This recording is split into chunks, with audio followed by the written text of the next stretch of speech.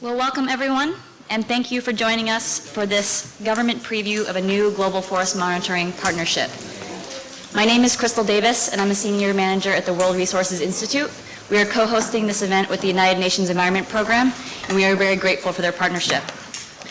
Today you will get a sneak peek of Global Forest Watch 2.0, a new, interactive, near real-time forest monitoring system that unites satellite imagery, cloud computing, and crowdsourcing to transform transparency in forests around the globe. You are going to be the first people in the world to gain access to the beta version of this system. I could not think of a better audience to test drive the Global Forest Watch 2.0 system than the United Nations Forum on Forests. We encourage you to be critical. As the title of this event indicates, Global Forest Watch 2.0 is a partnership, and a rapidly growing partnership at that. Our distinguished and diverse panel here today reflects the broad spectrum of partners and stakeholders who are hungry for more and better information on forests.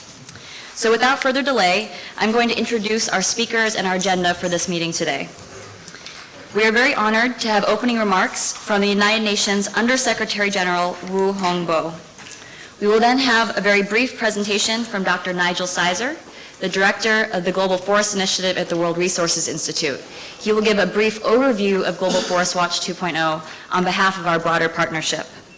We will then invite brief 5-minute comments from our distinguished panel, starting with His Excellency Dr. Zulkifli Hasan, Minister of Forestry in Indonesia, Dr. Kerri-Ann Jones, Assistant Secretary for Oceans and International Environmental and Scientific Affairs for the U.S. Department of State, Dr. Naoko Ishii, CEO and Chairperson of the Global Environment Facility, and Tim Christophersen, Team Leader for UNEP for the UN Collaborative Program on REDD+.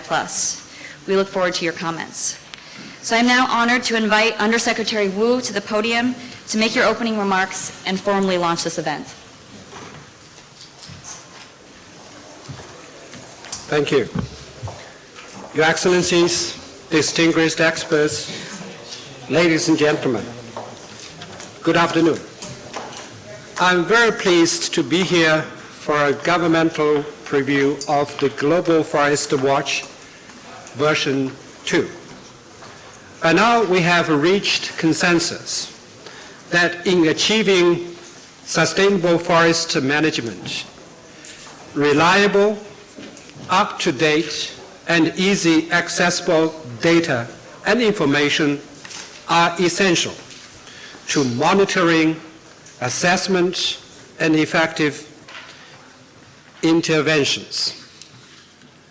Indeed, at the Rio Plus 20, world leaders stressed the need for continuation of a regular review of the state of the Earth's changing environment and its impact on human beings.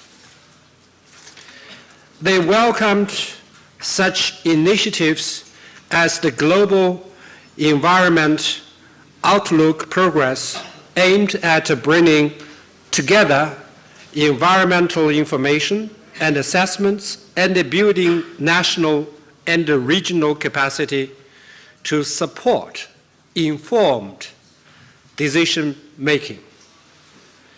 World leaders further recognized the importance of space technology-based data, in situ monitoring, and reliable geospatial information for sustainable development, policymaking, programming, and project operation.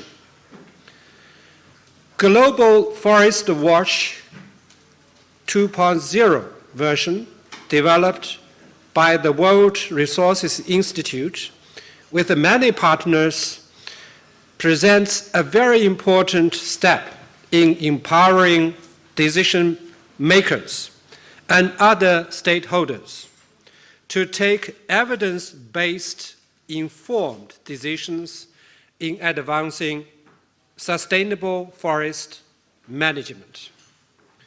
Indeed, experience has shown that in order to promote sustainable forest management and reverse deforestation, we need up-to-date, transparent, consistent, and reliable information.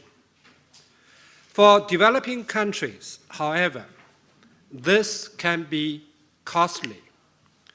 Data gathering is often fragmentary, and the data is scattered or sometimes not available. The Global Forest Watch version 2 that will be launched next month could not come at a more critical moment.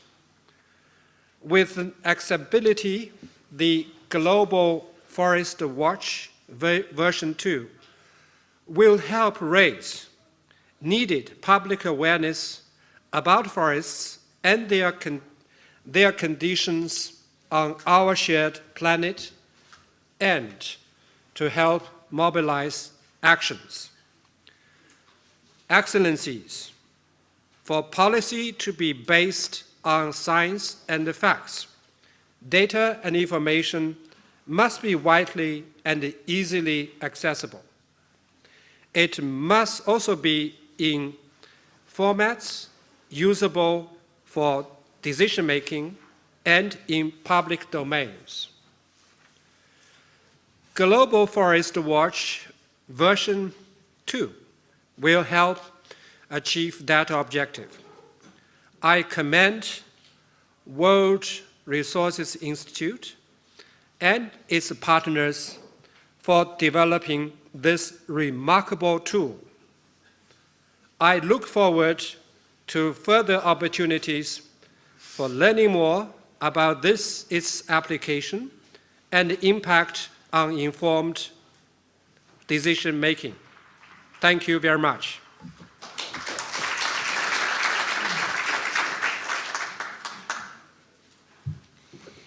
Thank you, Undersecretary Wu, for your very inspiring comments. You have very insightfully captured what we are trying to achieve with this initiative, as well as some of the major challenges we face. So I'll now turn it over to Dr. Nigel Sizer, who will give you an overview of this new system. Thank you very much. Your Excellencies, ladies and gentlemen, thank you very much for joining us today. And I particularly want to thank our very distinguished set of panelists for taking time from a very busy schedule to join this event. And particularly thank Undersecretary Wu for those words of inspiration and encouragement to begin the session. What I'd like to do today is give you a quick introduction to this new initiative, a new partnership convened by the World Resources Institute called Global Forest Watch 2.0, give you a demonstration of the system, and at the end of the presentation, I will give you access to the website and instructions for how you can actually be the first people in the world outside of our team of partners who have been developing this over the last 18 months to actually start to test the beta version of the system and give us your feedback. So we do now know a lot more about forests than we knew a few years ago. In fact, many countries have made tremendous progress in improving the quality of information that they gather about forests and making it accessible. A tremendous example is Brazil, with its near real-time forest monitoring systems that have greatly enhanced its enforcement efforts. Deforestation rates in the Brazilian Amazon have dropped by 80% since 2004. And according to senior Brazilian officials, this is in part due to their efforts to improve the quality and availability of information about what is happening to those forests and make it rapidly available to those who can take action. Indonesia, as I'm sure the Minister will explain in a few minutes, has also been leading efforts globally, and I would particularly mention the One Map initiative that Indonesia has taken, drawing together disparate data sets from different ministries and making it much more accessible for integrated decision-making. And in Africa, Gabon is investing millions of dollars in improving access across that region to satellite imagery and remote sensing through a new infrastructure program that they are developing on the ground. But we need to do much better. As Undersecretary Wu said, managers and those responsible for forests in many, many other countries still lack access to timely information about what is happening to their forests. This is not only a problem in developing countries, it's also a problem in the north. Almost any country we go to, these are some of the problems that we would encounter. The information is not up to date. It's very expensive to gather the information. The information and the process of gathering it is often extremely technical, and it's impossible or very hard to interact with the information or interact with each other around that information. And that makes the work of governments fundamentally much harder. It's harder to enforce the law if you don't know this month where in the last few weeks infractions may have been taking place. Where do you send the best trained enforcement teams across these vast territories of forests that many of your countries manage this week or today? Millions of dollars, individual countries are spending millions of dollars each on gathering and trying to analyze satellite data rather than spending that money on taking action to address the issues that that information presents. Lack of access to high quality information impedes public participation. It makes the efforts of governments, many of whom are increasingly committed to enhancing transparency, makes it harder for them to live up to those commitments. And it's hard for ministries, even within government, to coordinate and work together if they don't share a common source of reliable, consistent, up-to-date information. And it's not only a problem for governments, of course, it's a problem for many others as well. Now, I just mentioned the business community. This is Frankie Wijaya, who runs the largest oil palm producer in Indonesia, and this is his customer, Duncan Pollard, with Nestle, based in Europe. They share a complex supply chain handling vast quantities of palm oil each year. And both of these companies have made significant commitments to reduce deforestation in that supply chain. But they do not have the means, as they themselves have said to us, to effectively monitor and measure what is happening across that supply chain, and then share that information with other stakeholders in a way that those stakeholders will trust and believe. At the same time, those business leaders and business in general is very accustomed to having access to an extraordinary wealth of data at their fingertips. In fact, we all do. If you go to Bloomberg or the BBC website, there is information about thousands of companies, hundreds of national economies and local economies that's updated every second, every day, every week. It's reliable, it's independent, it's consistent, and it's used to channel and direct trillions of dollars of investment every single day. So why don't we have something with that kind of power for forests and other natural resources? Well, that's the vision that we have embraced, and we've convened a partnership to bring into reality. A Bloomberg for forests, if you like. Because there is, in fact, a wealth of information about forests out there, and that the richness of that information is growing every day. And of course, there are many users, as we've said, who would like to have access to that information. So the simple vision for Global Forest Watch 2.0 is to take that complexity, make it simple, accessible, easy to understand, and ensure that it is updated very, very frequently, that the information is available in near real time. The good news is that advances in technology and the way people interact with each other around the world and the way governments are operating is making all of this much, much easier than it was even a couple of years ago. Satellite technology and remote sensing is expanding and improving by leaps and bounds, and the cost of high-resolution imagery is plummeting. Cloud computing and parallel processing mean that we can now handle and manage and manipulate enormous data sets at extremely low cost and extremely rapidly in ways that were unimaginable just a few years ago. And our ability to share that information with the internet has also transformed how we can work together around those enormous quantities of information and simplify and transmit it in a way that people can actually understand and act upon. So we've convened a rapidly growing partnership. This shows the core partners who are working together on this. It's an assortment of technology experts and companies such as Google and Esri and Scanex in Russia, the University of Maryland. Groups who are working on the ground and have actually already been pioneers at the local and national scale in this kind of measurement and monitoring, such as Amazon in Brazil, Global Forest Watch in Canada, and our partner here who are co-hosting the event with us today, UNEP, representing the various UN agencies, and a number of donors who've come together to provide some initial support to enable this to move forward, and I'll particularly mention there the government of Norway. So what I'm now going to do is walk you through a series of screenshots taken from the website, and at the end I will show you the link to the website, and explain in particular some of the applications that perhaps are of particular interest to government. There are many, many applications of this system, many of which we haven't even imagined yet, but I'll just touch on a few of these to give you a glimpse of what's possible. So this is the home page. We're aiming for a very attractive, enticing interface that's easy to use.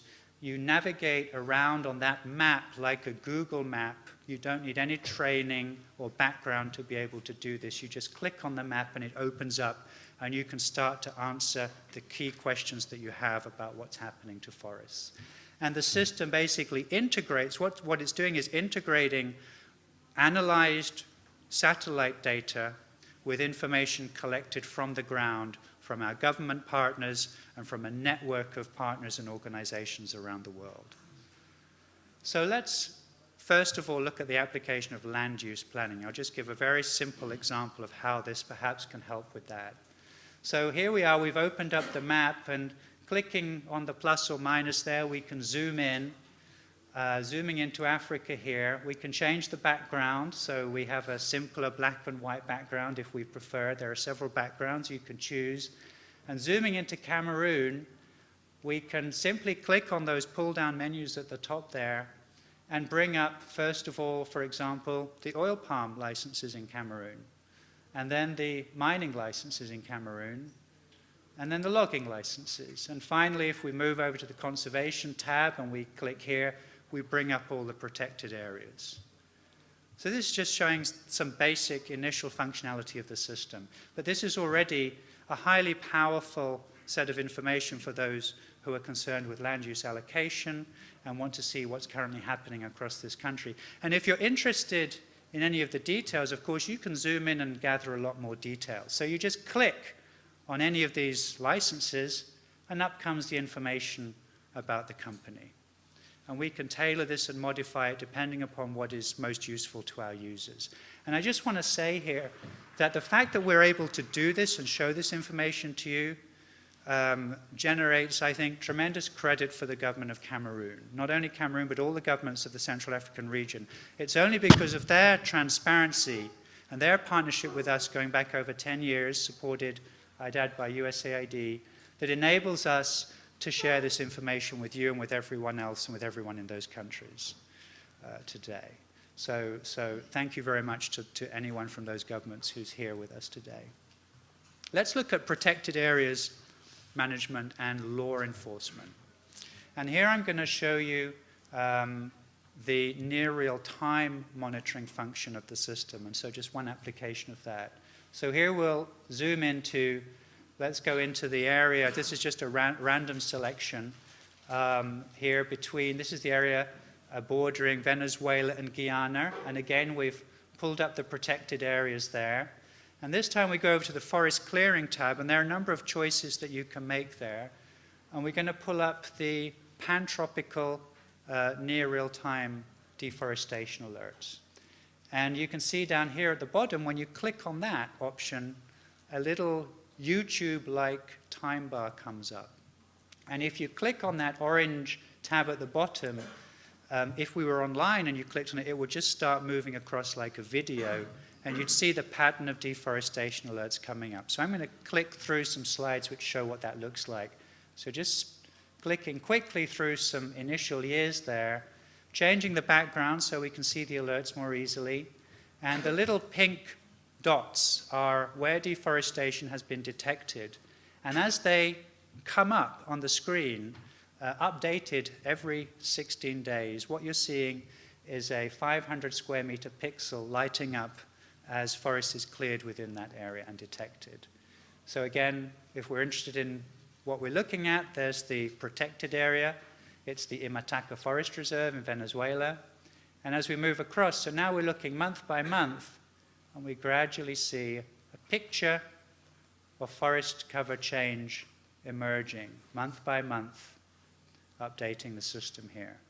And you can stop anywhere to see what you'd like to see, and you can zoom in much, much closer to see this in more detail. I just highlight the area there, where there's actually a very interesting pattern of alerts coming up across that border area. Is that illegal or not? Is some of it illegal? I don't know. But if you're the government official in Guyana or Venezuela, you can zoom in there, and given that you know the context, that might help you to focus enforcement efforts. If you're a local community in that area, you might be interested in this as well. And what I'm now showing you is data from 5 weeks ago. And in a couple of days, the data will be in here from March. This is updated every 16 days, and it's available across the entire tropics, 58 countries, on anybody's computer. And that is currently operating automatically, and you'll be able to access that system once you get in there. And soon it will be global. We need to develop more algorithms to apply this to other biomes outside of the tropics, but that's very much in the work plan. So now moving on to some other aspects. So it's very important that people can interact around this information and that people can upload their own information into the system. The power of the crowd, we all hear about that, and it's really true. So we've designed a very simple interface that allows anybody to open up this. You just click on Submit a Story, and this is what you see. And you can go into that map, which moves around, and you can drop a pin to locate a point, or you can draw a shape, like as has been drawn there, give it a title, put in a date, or whatever you like, tell a story, make a comment, add photographs, and then click Submit, and that will come up on the map.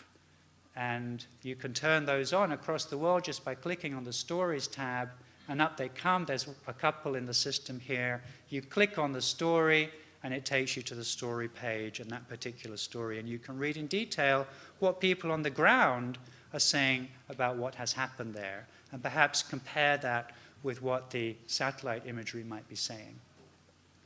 If you're more technically minded, and of course there are hundreds of thousands of people around the world who would be interested in analyzing some of this data for themselves, you can download that. With a couple of clicks, you just go to the data list of data sources, click on Download, and there's the data in your computer so that you can manipulate it yourself. All of the information in this system is transparent. You can scrutinize it, you can check it, and you can download it, display it, and work with it as well if you like. And I'll just give you a glimpse of what's coming soon in the next few months. We expect dramatic enhancements to this over the next several years. What I'm going to show you now is just some things that are coming in the next few months through the rest of this year. So first of all, endangered species management. Thanks to IUCN, the IUCN Red Lists have 20,000 endangered species catalogued. Not only do they list the species, but they have very detailed geographic information about those species. We've downloaded all of that information and are in the process of integrating it into this system. So you click on the Species tab, type in the name of the endangered species, up comes its status. This is the Sarawak surili, which is critically endangered. Those are its range across Sarawak and the border area with West Kalimantan. And again, with the time slider, you can see what's happening to that habitat. And the system will generate analyses, quantified analysis, telling you numerically what the status of those various areas of habitat is, and so on. There's an awful lot you can do with this information. Different languages. The system will be available in many dozens of languages thanks to Google Translate. So here's Spanish, here's Russian, and here's Thai, just some quick, fun examples there. And later this year, we'll be adding a very, very powerful new set of remote sensing satellite data, thanks to our partnership with the University of Maryland, Professor Matt Hansen's team there, in collaboration with Google Earth Engine's team in California. And this is a 30-meter resolution global data set showing annual forest loss and forest gain for each year from 2000 to 2012. And then that will be updated every year going forward, and other enhancements will be made to it. So this will generate a truly global coverage. Every single country is covered by this system. And it will also tell us where forests are regrowing. A lot of what I've shown you today has focused on what we might call the more negative side of the story, which is where forests are being lost. But of course, forests are also being planted and are regrowing in many places. And the data set I just mentioned from the University of Maryland will allow us to map out also where forests are regrowing, and we're committed to greatly enhancing the power to measure forest regrowth and regeneration as well. Analytics is another component that's coming soon. Just one very quick example here. You can basically add up and do statistics with the alerts across the countries, across the world.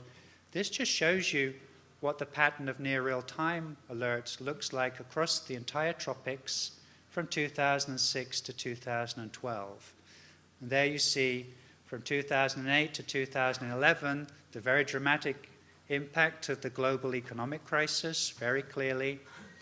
And perhaps much more worryingly, you see the dramatic increase in the number of alerts as that crisis has begun to wane. And so we have these analytics at the country level, at the level of each logging license or protected area, and those will be easily accessible through the system as well. Now, so far what I've focused on is the system, the online system, and the information. But the information is meaningless if people are not actually using it. So the other half or three-quarters of Global Forest Watch 2.0 that complements the system is the process with our partners of engaging and working with users around the world to improve the system and ensure that it's being used. So starting off with governments. We already have a number of major partnerships with governments, and we're going to be expanding those significantly so that you can have very easy access to the system, you can help us improve the system, enhance the quality of the information, and we can work with you to make sure the system is serving your needs as much as possible. With researchers, supporting a network of researchers around the world with grant funding to do specialized research on top of the various databases in this system, and sharing that with everybody. With civil society, NGOs, local communities, supporting them so that they can use this information to achieve the kinds of outcomes that they're most interested in, and so that they can also ensure that they can also access the system easily. And finally, with the private sector, I mentioned earlier the example of the palm oil supply chain. Many other commodities, of course, also are linked with forests, agricultural expansion, and so on.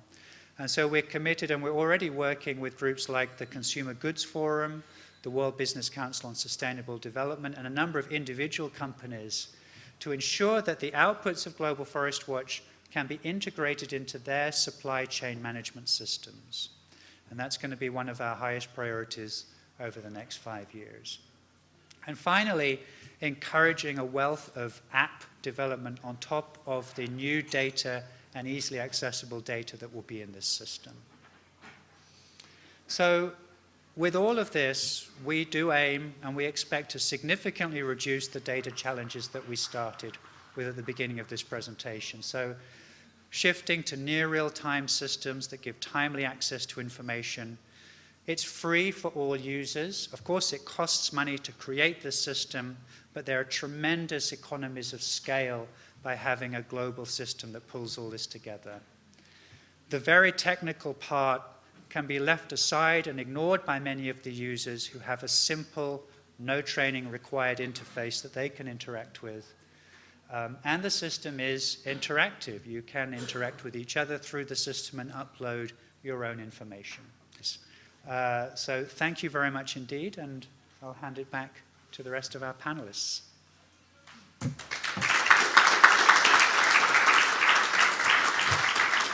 Thank you, Nigel. I imagine many of you have questions. I'd ask if you could please try to hold them to the end. We will try to save some time at the end of the session for your questions. But we have a really wonderful panel here today, so I'd like to turn to them now. I would like to give the floor to Your Excellency, Minister Hasan. You can speak at the table or up here, it's your preference.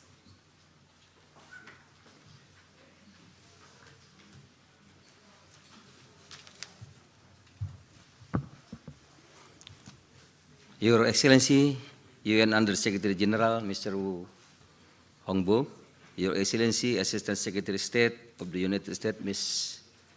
Kerri-Ann Jones, CEO and Chairperson, Global Environment Facility, Ms. Naoko Ishii, Co-Chair of the Collaborative Partnership of Forests, UNEP, Mr. Ibrahim, disengaged Director of Global Forest Initiative, Wood Resources Institute, Mr. Nigel. Ladies and gentlemen, it is an honor for me to address the important said event. This initiative of new global forest monitoring partnership is timely. As we are aware, forest monitoring is more needed now than ever. As all are watching forests for their contribution to maintain land-based productivity, biodiversity, water, energy, environment, and climate change mitigation and adaptation. Ladies and gentlemen, Indonesia's experience in developing and implementing a national forest monitoring system is very challenging. Firstly, forest cover in Indonesia is very dynamic due to direct and indirect drivers. Secondly, as an archipelago country, Indonesia faces the cloud cover problem, which require us to more frequently undertake monitoring, which is clear of cloud cover. Thirdly, the monitoring system using satellite imagery continues to improve.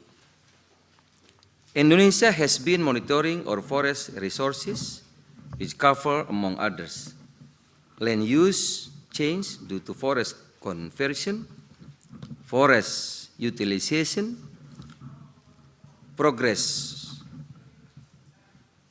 of forest plantation, performance of forest concessionaire management, and the scale of deforestation.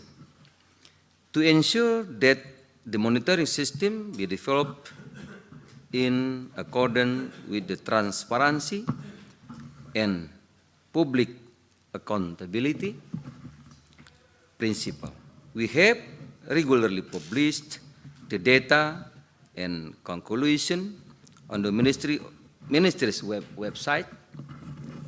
In addition, the monitoring system has undertaken outreach, such as through discussion among experts, including by involving the Wood Resources Institute and University of Maryland attended. We are fully aware that technologically, although the methodologies applied are similar, the result could be different. Ladies and gentlemen, in that context, I would like to welcome the initiative by the Wood Resource Institute to establish a global forest monitoring partnership, which today is ready to launch the Global Forest Watch. I hope that the partnership among the most competent institutions in the field of resource monitoring would grow stronger and wider. And the forest monitoring system continued to improve both in its accuracy and frequency.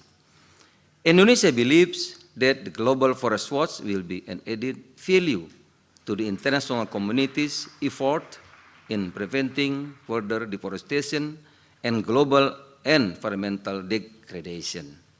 Today, it is difficult to talk about the protection of the environment and natural resources without credible supporting data. And I believe the monitoring system that is being reviewed today will provide positive contribution to such endeavor. I should like to take this opportunity to congratulate the Wood Resources Initiative and its partner for the initiative of the Global Forest Watch and wish you all the best with the system. I thank you.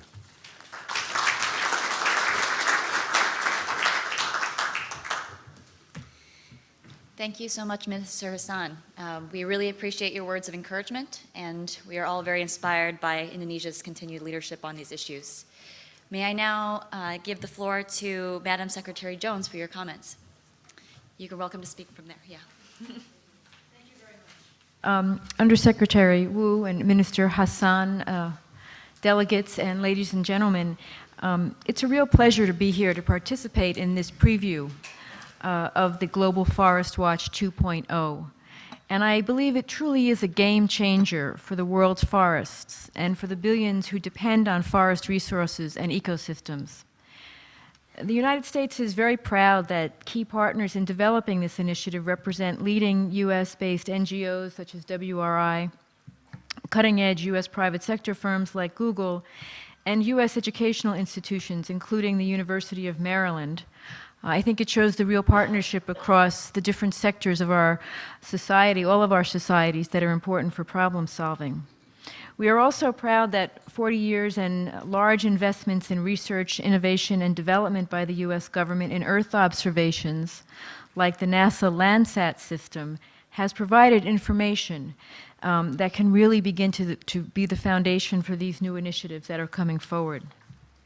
You've already heard Dr. Sizer talk about the immense powers that this new system offers, and Minister Hasan has reinforced the point that data is so very important for everything that we're trying to do with forests. What I would like to do is just reflect briefly on the 4 elements of this new Global Forest Watch 2.0 system that I think brings together for the first time that really make it very, very powerful. And the first one is really the view from above. I think Dr. Sizer pointed out how the technology has advanced so quickly in this area.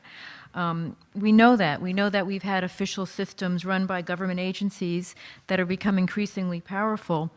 But who a decade ago could have dreamed that billions would soon have Google Earth on their computers or Google Maps on their phones? These capacities to observe the Earth were not long ago, it was considered very closely held and information limited only to a few people. Now, everyone across the planet can look at this information. The second element, I think, is one that Dr. Sizer also touched on, which is sort of the ground truthing, and what I would like to call the view from the ground. And it's the bottom-up observation technologies now that we have available that we didn't have available a few years ago. We have GPS-enabled smartphones. We have do-it-yourself community-based monitoring that scientists and advocates and ordinary citizens are doing as they upload geo-referenced photos and videos to common global databases that are accessible to all. And rather than being passive in this process, this means that communities around the world are now very active in this whole ground truthing exercise. The view from the ground requires everyone to be engaged. The third element is one that I think we all know now, that this information can move from person to person, from country to country, from government to government, at a rate that it could not before, both through what now seems old-fashioned email, but also we have Facebook, we have Twitter, and we have all kinds of networking tools.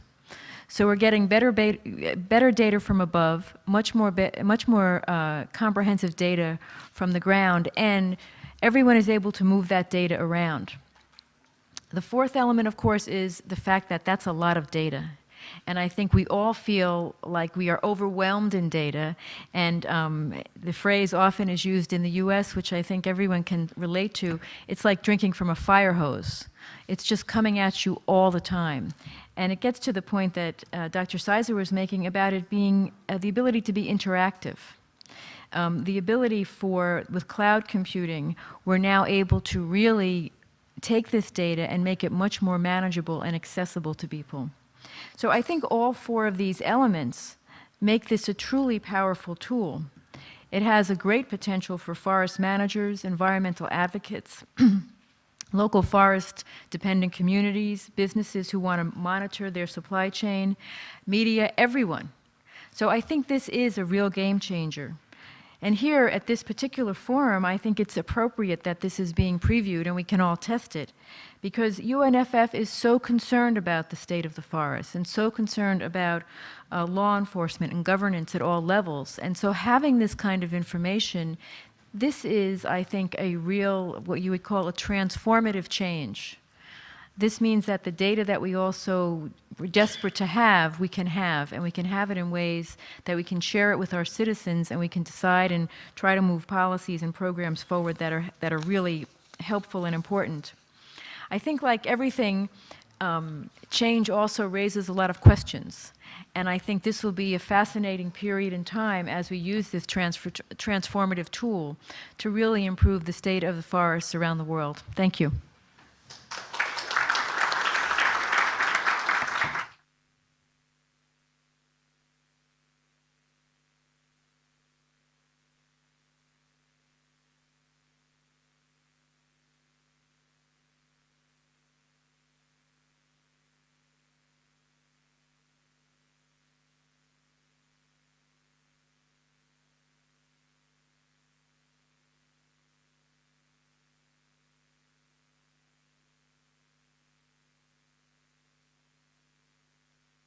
Saying that we have already started to kind of develop a project based on this concept together with, of course, WRI, but also UNEP, and for a few countries which showed some interest in utilizing this very innovative tool.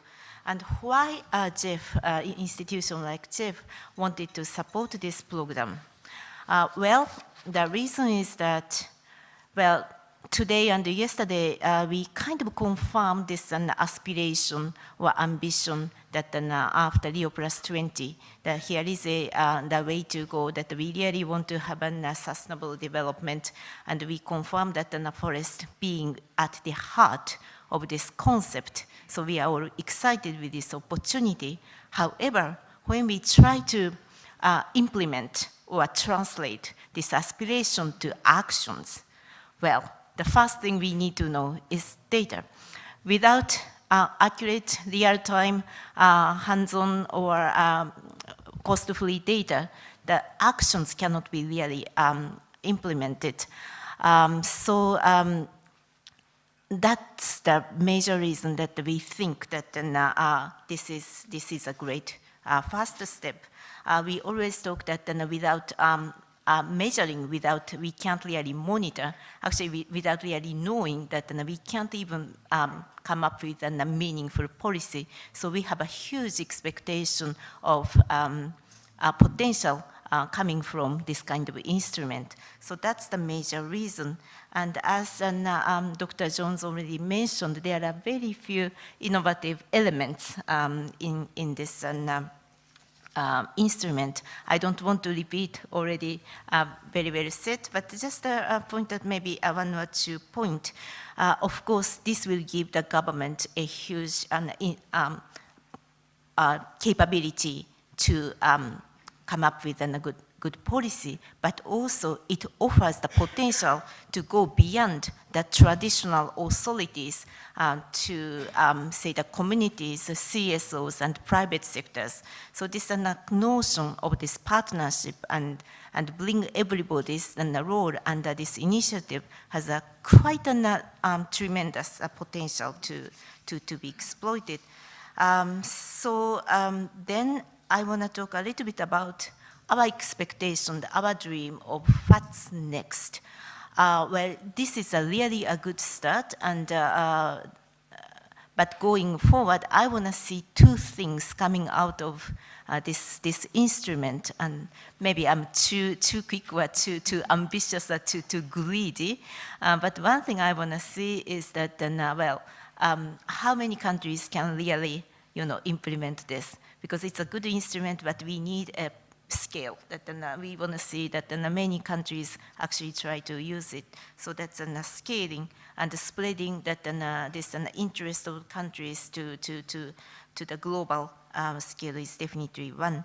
The second thing is that how the government and the communities, CSOs at the private sector can really utilize it for actions. So we would like to see the government use this data not only for kind of protecting the forest, but for the climate change, desertification, the water issue, that all kind of issues related or surrounding around forest sector. So that how we can help the government to implement kind of, or to translate those important data to the policy actions, not only the forest area, but also that the areas which actually are surrounding around the forest.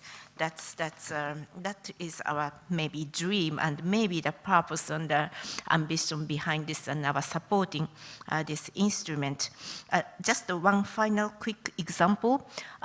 We, the JEF, have just started the next replenishment exercise, and the first meeting took place last week in Paris. We presented one kind of signature program, and this is actually how to introduce actually the market power that in our program. And because that the Nigel already mentioned this palm oil example, and without, and this is actually one of the aim, the goal of the one of the signature program, how to bring that all key stakeholders together upfront and to address effectively the drivers of the major drivers to that forest loss. So in order to address that kind of issue, not only symptoms, but also that the drivers, and this will give us quite a potential to bring those key stakeholders together and to create a kind of platform so that everybody could work together. So thank you so much, and I really wish the huge success for this instrument. Thank you, Dr. Ishii, both for your encouragement and for that very useful homework assignment. We look forward to working with the JEF and other partners to ensure that your vision for information into action actually becomes a reality. And now for our final panelist, please, Tim Christophersen. Thank you very much, and good afternoon. I would first like to convey the regrets of my director, Ibrahim Tiao, who meant to be here but had to change his plans at the very last minute. But UNEP is fully committed to this partnership. In fact, on the International Day of Forests, there was a joint article published in The Guardian by UNEP's executive director and WRI's president, focusing on this collaboration. So we're very committed to making this a success. And to that end, UNEP is providing some limited financial support, but also technical support. And for example, the data layers on protected areas are from our World Conservation Monitoring Center in Cambridge, the World Database on Protected Areas. We also are in the final stages of preparing a JEF project with some countries where we want to test and validate this methodology, and where we can work in particular on the ground truthing that was mentioned already several times here. That project is still open for further countries, so we'll take your ambition up right here and now and see if there are additional countries who want to join us for that. UNEP also has some wider initiatives on keeping the environment under review. For example, Eye on Earth is a collaboration where we bring together several monitoring efforts on different ecosystems, different biomes in a what is called UNEP Live view of keeping the global environment under review. I think Global Forest Watch is certainly the most advanced tool in that collection so far, but we hope also that other biomes will follow. We have, for example, a very exciting similar initiative to monitor coral reefs and coral bleaching, and that we can have a much better review of the global environment soon. What we also hope to do with this is to help countries not only monitor but also report on their international commitments, and in particular the Aichi targets on biodiversity and the 2020 strategic plan of the CBD. So in short, we are very supportive at this side event and during the UNFF. The UNEP delegation is mostly here to listen to you, the countries, for feedback together with WRI, see how we can further improve this tool, and we're very excited to starting this voyage here at UNFF 10. Thank you very much. Thank you, Tim. UNEP's support as a core partner has been absolutely critical to this initiative. I don't want to spend any more of your time with talking from the podium, so I'd like to open up the floor for questions. Perhaps we can take questions in groups of 3. Please go ahead and introduce yourself and try to keep your question clear and concise if possible. Got one in the back corner. Do we have a microphone that we could pass around? No. Yes. Okay, great. Good afternoon. My name is Salisu Dahiru. I'm the Director of Forestry in Nigeria. And I want to quickly start by congratulating the World Resources Institute for this wonderful gift to the forestry sector. And bearing in mind all the positive qualities of this program, I think it needs to be supported by all. I have a few comments and maybe one question. Yes, Nigel was mentioning in his presentation that the initiative is free for all, but expensive, and I'm sure it requires some funds to put together. So my key question here is how are we going to ensure sustainability? And I mean, for how long is it going to remain free? And for government and for probably civil society and researchers, yes, they will be interested to know at what stage this might require some money or some funding to have access to the system and to use it. And then again, the issue of the baseline information that went into the set of data that we are having at the moment, and the next stage, which is the issue of ground truthing. In a number of developing countries, I'm sure the issue of capacity building to undertake proper ground truthing is a major challenge, and I would like to see how this can be well taken care of. And Naoko from Jeff also highlighted the need for this capacity building. And so added to this will be the need to also popularize this initiative so that we increase awareness creation and increase access and availability to all potential users. And for countries and government, I think the best approach will be to integrate this wonderful system into their national forest monitoring frameworks as early as possible, and see so that even while waiting for the very expensive and extensive NAFOMA kind of projects, we will be having an interim arrangement whereby almost every technical staff involved in forest monitoring can have access and make contributions. Thank you very much. And finally, Nigeria would like to present itself as a candidate to pilot this or to join the list. Thank you. Thank you. Sure. Another question? Good afternoon, John Honteley. I work for the Forest Stewardship Council. I'm very impressed by this initiative, and I wonder, this is maybe a more technical question later, whether we can see also how certified forest could be part of the system, and also to help us to monitor better what happens in certified forest.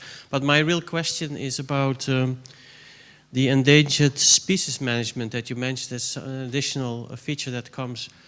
Maybe it's a very silly question, but I can imagine that with satellites you can easily identify trees that are disappearing. But how is the satellite function helping in endangered species management? Thank you. One more question? In the very back of the room.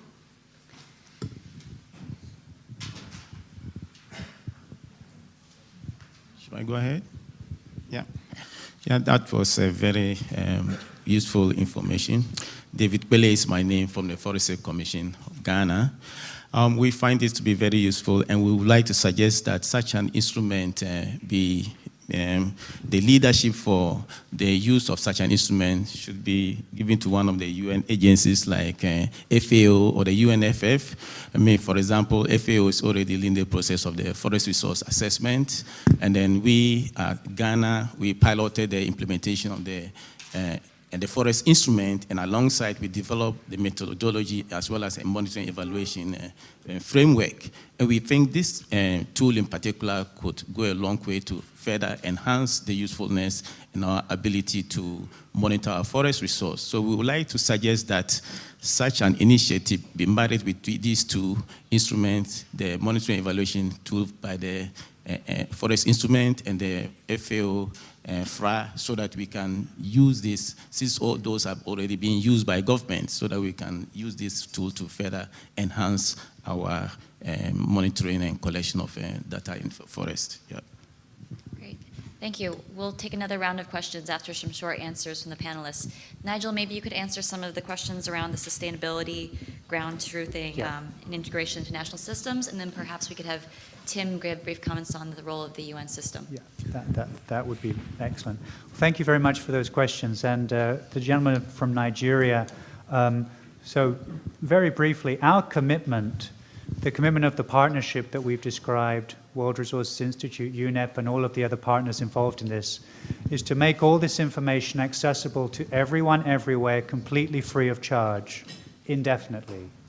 So this is at least a 5 to 10 year commitment from WRI to ensure that the resources are available to do that. So obviously funds have to be raised, and we're working on that. We heard today from GEF. Norway has already pledged significant support. And with the level of support that is expressed by governments around the world, by business and others, we are quietly confident that we should be able to sustain the system and provide that free service. The cost of doing so is relatively low, we believe, compared to the wider benefits that derive from that. So we're not going to start charging for it once you start enjoy using it. I promise. In terms of the testing of the system and its integration into existing systems, exactly what you said is how we intend to proceed. So we would welcome any governments that are here. We're already working with several, with Indonesia closely for many years, and with the governments across the Congo Basin. And we'd like to work with many others to learn how we can help you to better integrate this into your existing management and information systems. And we want to change and improve the system so it works best for you. This is very driven by the users. There has been a certain amount of validation and ground truthing done already, and there's an important role here for government partners around the world and others to help further enhance that. So the accuracy and the precision of the information in the system can be improved through that kind of a partnership. And we have a series of protocols that we can work through together with government partners to do that, and have done that in several countries. The question on forest certification and on endangered species. So first of all, actually, I will come to your question, John, on the the certification. So you saw that we have maps for many countries showing where the logging operations are and so on. So within each of the attributes of those, you click on that polygon and up comes the name of the company, who owns it, the size of the area, and also up comes information about whether or not it's certified and who certified it and when, and a link taking you to the relevant certification website and database about that. So all of that can be very, very easily managed within the system, and we'd be very interested in an integrated partnership with the certification agencies so that their databases can also be made available through this simple-to-use system. In terms of the endangered species, so the critical issue there for many of those species is habitat loss. So the example I showed of the Sarawak suruli, I could have also put up the Sumatran tiger or another example. The key issue for those species is habitat loss and habitat fragmentation, and the system is analyzing that and can generate various statistics and so on that for each of those species and update that every 16 days. So that's how it intersects with endangered species measurement. So I'll stop there, and perhaps Tim would like to comment on the role of the UN system in this partnership. Yes, thank you very much.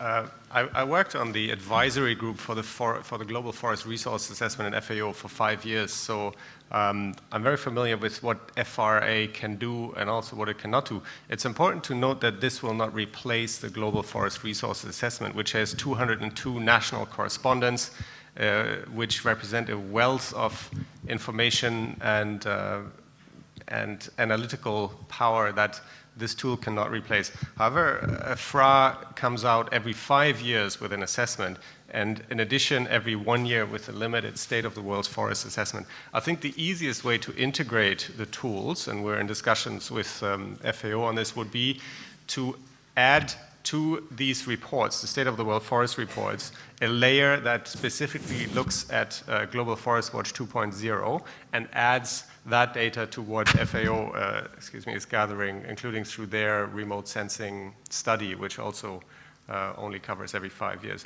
But I think the novelty and the additional opportunities here lie in the near real-time value of this new tool.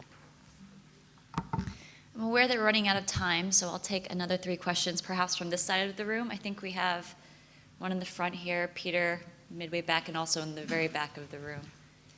There's the microphone. Oh, great. Yeah, hello. My name is Willem Verwerda from IUCN and the Rotterdam School of Management in the Netherlands, Business and Ecosystems. I'm very happy that Global Forest Watch is now taking place. Congratulations. Excellent.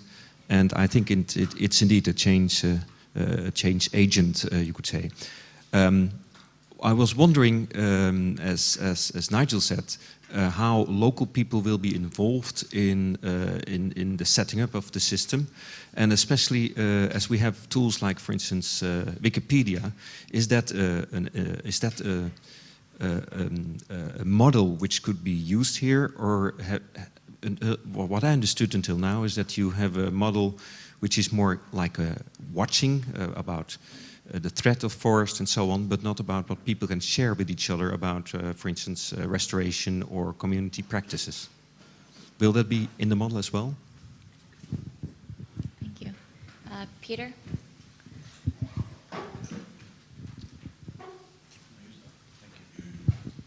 Well, hi everybody. I know some of you on the panel. Peter Holmgren, I'm Director General for CIFOR. I used to work a lot with forest monitoring and the Minister. It's really great that all of this is happening. The standardization of data flows and large-scale provision of data is something that's been missing, and it's great to see the progress. Of course, everybody is positive, so I'll ask some more tricky questions, if you like. My first question has to do with complacency, and it's more like, how do you handle the risk that at policy level there is a certain thinking that, okay, we have all the data we need and it's right? because there is always that risk. It's been around for a long time, and I think those of us that work with forest monitoring are aware that you need much more information also at the aggregate level, socioeconomic information, more detailed measurements on the ground in a more systematic way, etc. So that policy risk is one of my questions, how we're handling that.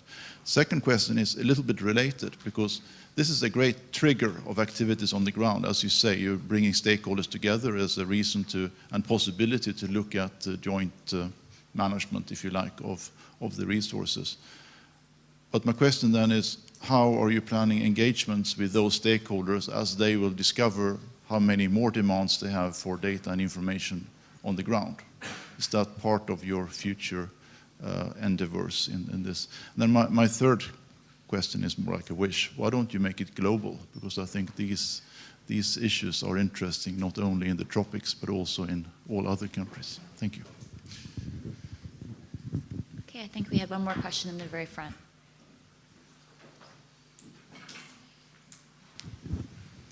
Thank you, Gustavo Fonseca of the Global Environment Facility. Thanks for the excellent panel.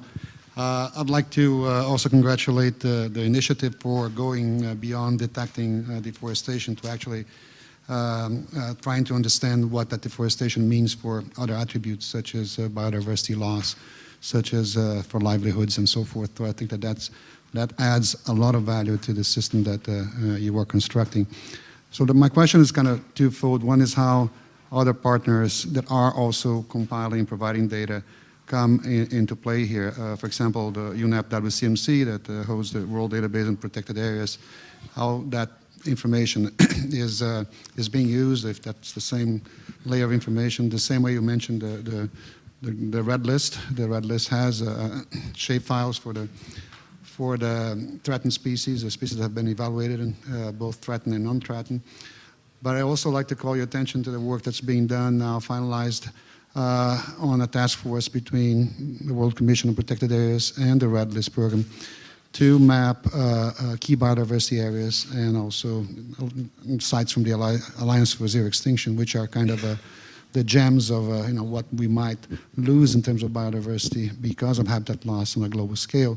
And that information would be actually quite useful for organizations like ours and others that are making funding decisions that need to be prioritized.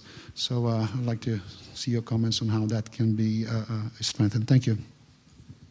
Thanks, great questions. Maybe we can start quickly with Nigel, but also offer the other panelists an opportunity to respond, make final remarks if you would like. Okay, thank you. Well, I'll start with the tricky questions from C4, because those are always the most interesting. And that necessitates perhaps a longer discussion we can have today, but I'll give a very quick response to the points that Peter Holmgren raised. So the risk that policymakers will actually use this information to make decisions, and that the data might be wrong. So we are actively encouraging everybody to check this information. So as we make this available, obviously there will be some information in here that is not correct. The initial validation and work that we've done, and there's a paper now in peer review which we can share with you, looking at the near real-time alert system, which is in peer review for a leading academic journal, explains how we've done the validation and calibration of the system. And that system can constantly be improved. And there's actually a process by which local users can provide input which helps us to further improve the accuracy of the system. But we think that making this information available that may not be perfect is still of value to policymakers. It does enable them to focus their efforts. And we shouldn't let perfection be the enemy of the good here. So we need to make this available so that it can be used and then further improve the system as we go. But there is a strong science component to this as well, which I didn't discuss in my presentation today, and be happy to explore with you in more detail. Bringing stakeholders together so that they can use this and then they demand more and better information, I think that would be a fabulous outcome of this.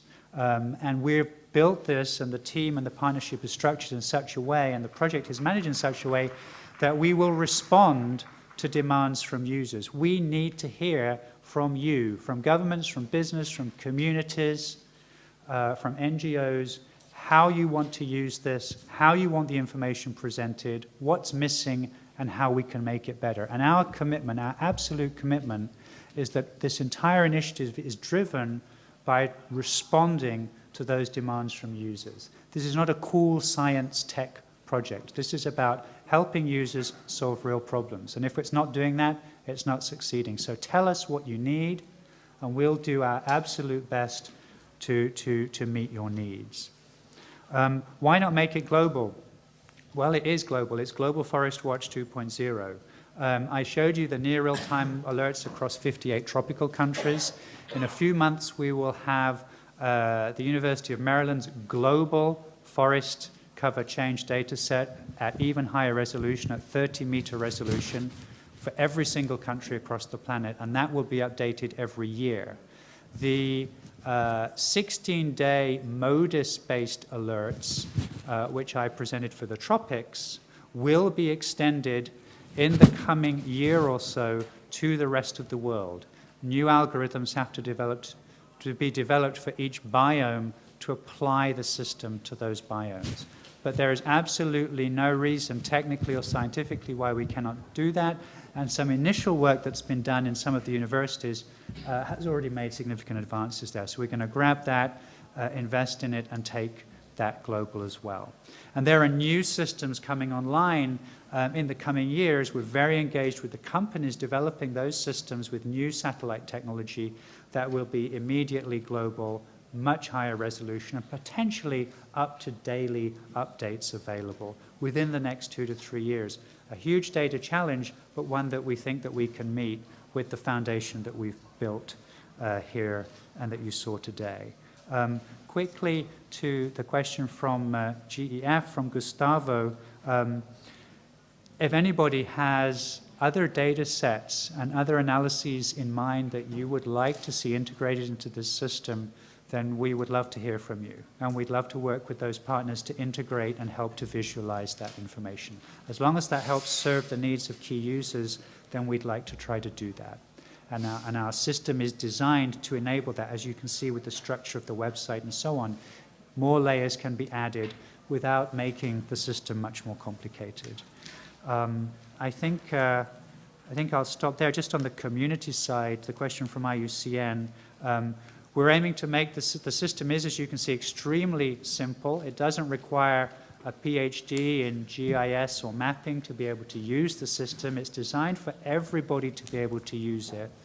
It's designed to work in reasonably low bandwidth conditions as well, so that communities in rural areas can use it, and high-speed internet access is improving even in rural areas across the developing world. So we expect communities to have good access to the system as well. And the crowdsourcing function I showed you allows them to upload and share any information that they would like.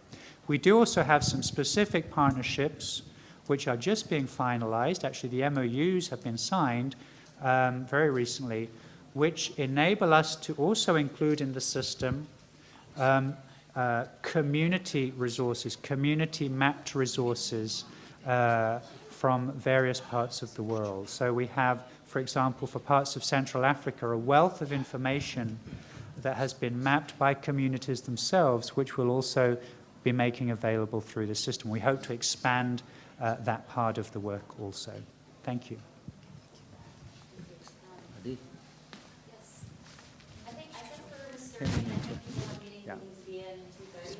I want to extend a very deep thanks to all of our speakers today for taking the time to be with us and for making your very encouraging and insightful remarks. And also thank you to our audience for asking very clear questions and giving guidance.